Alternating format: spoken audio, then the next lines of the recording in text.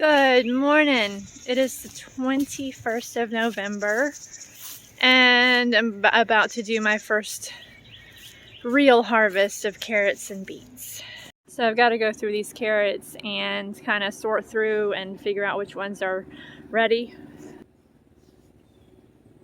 because there are some that are not, so I can't just broad fork them or pitchfork and break the ground open and expect that all of them in the area would be ready. So I'm going to be picking and choosing between so that I can basically thin them and let the ones that remain come to more of a fuller size.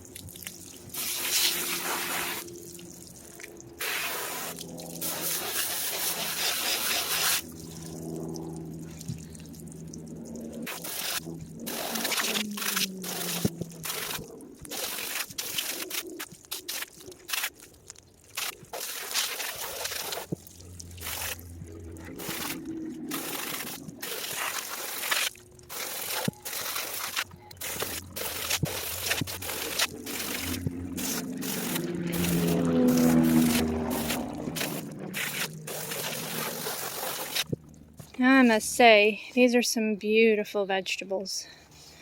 I thank God for giving me the ability, the room to grow them, and that He does the rest of the work.